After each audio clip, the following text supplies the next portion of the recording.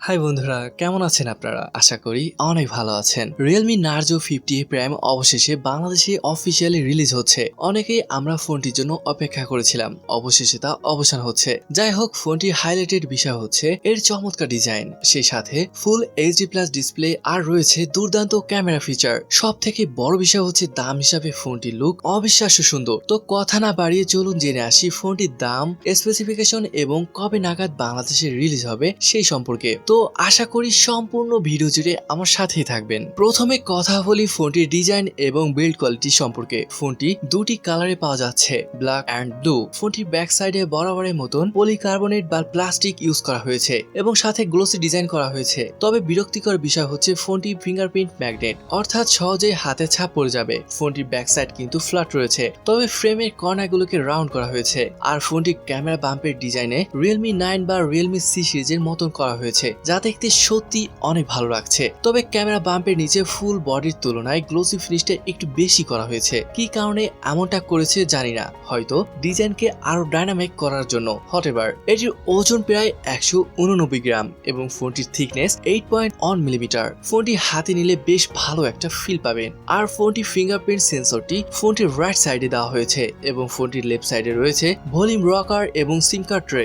আর ফোনটির নিচের দিকে রয়েছে 3.5 millimetre headphone jack, type C charging port, primary microphone এবং এখানে রয়েছে স্পিকার গ্রিলস। বন্ধুরা, আপনারা এই ফোনটিতে দুইটি ন্যানো সিম কার্ড এবং একটি মাইক্রো এসডি কার্ড ইউজ করতে পারবেন। ফোনটির সামনের ডিজাইনের কথা বলে, এতে ওয়াটারড্রপ নচ ডিজাইনের মাধ্যমে সেলফি ক্যামেরাটি বসানো হয়েছে। তবে আমার মনে হয় নচ ডিজাইনের পরিবর্তে 5 হোল ডিজাইন দিলে আরো বেশি সুন্দর লাগতো, কারণ আমরা দেখেছি বর্তমান এই দামে অনেক ফোনেই ওয়াটারড্রপ নচের পরিবর্তে 5 হোল কাট আউট ডিসপ্লে থাকে। তো ওভারঅল ফোনটির ডিজাইন অসম ছিল। আপনার কাছে কেমন লেগেছে তা কমেন্টে জানাতে পারেন।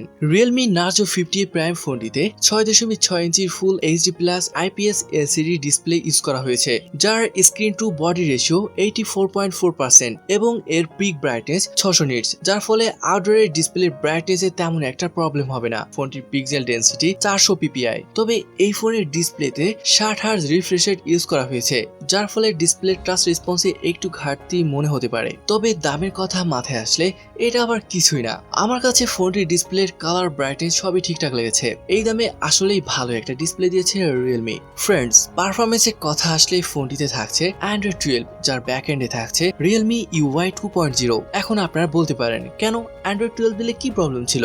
এই প্রশ্নটা আমারও 2022-এ এসে Android 12 এর দরকার ছিল। যাই হোক, ফোনটিতে চিপসেট হিসেবে দেওয়া হয়েছে Unisoc Tiger T612, আর এই চিপসেটটি 12 ন্যানোমিটার আর্কিটেকচারে তৈরি করা অক্টা-কোর প্রসেসর। এই প্রসেসরটি কিন্তু খুবই শক্তিশালী একটা প্রসেসর। আপনি এই প্রসেসর দিয়ে মিডিয়াম টু হাই সেটিংসে স্মুথলি যে কোনো গেম খেলতে পারবেন। এই চিপসেটের আন্তত স্কোর প্রায় 2,10,000-এর মতন। যাই হোক, গ্রাফিক্স ইউনিটে থাকছে মালে G57। বন্ধুরা, এই ফোনটি কিন্তু দুইটি ভ্যারিয়েন্টে লঞ্চ করা হয়েছে, 464 এবং 6128। এই ফোনটিতে LPDDR4X RAM ইউজ করা হয়েছে এবং স্টোরেজ টাইপ দেওয়া হয়েছে UFS 2.0। তবে মজার ব্যাপার হচ্ছে এই প্রাইসে সাধারণত UFS টাইপ স্টোরেজ থাকে না। UFS এর পরিবর্তে eMMC স্টোরেজ টাইপ দেওয়া হয়। আর এই UFS টাইপ স্টোরেজ ইউজ করার ফলে যে আমরা পারফরমেন্স বেটার পাবো তাতে কোনো সন্দেহ নেই। তো এই দিক থেকে ফোনটিকে আমি এগিয়ে রাখবো। আরো একটা সুবিধার কথা যদি বলি, বর্তমান প্রায় ফোনে ভার্চুয়াল র্যামের সুবিধা দেওয়া হয়, আর এই ফোনটিও তার ব্যতিক্রম নয়। এতে আপনি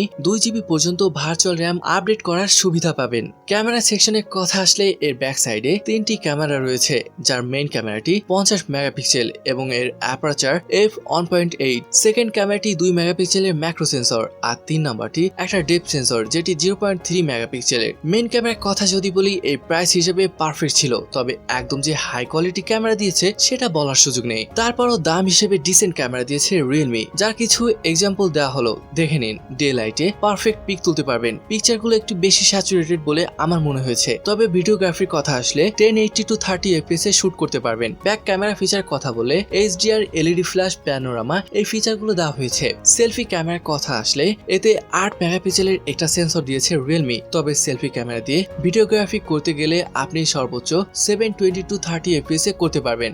ওভারঅল ফোনটি ক্যামেরা সন্তোষজনক ছিল। বন্ধুরা, এই ফোনে আপনি পেয়ে যাবেন 5000 mAh এর একটি লিথিয়াম পলিমার ব্যাটারি, যেটিকে চার্জ করার জন্য আপনি সর্বোচ্চ 18 ওয়াটের চার্জার ইউজ করতে পারবেন। মানে এই ফোনটি 18 ওয়াট ফাস্ট চার্জিং সাপোর্ট করে। তবে এই ফোনটির সাথে কিন্তু আপনি চার্জার পাবেন না, আপনাকে কিনে নিতে হবে আলাদাভাবে।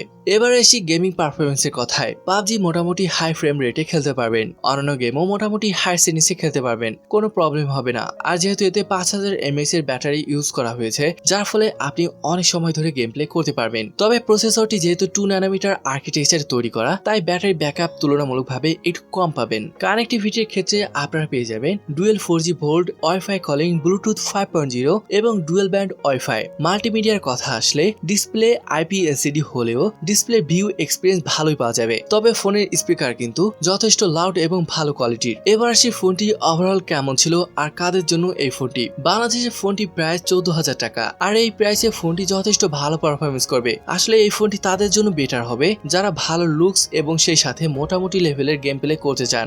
আর এই ফোনটি বাংলাদেশে অফিসিয়ালি 20 জুন লঞ্চ হতে যাচ্ছে। তো ফোনটি আপনার কাছে কেমন লেগেছে তা কমেন্টে জানাতে পারেন।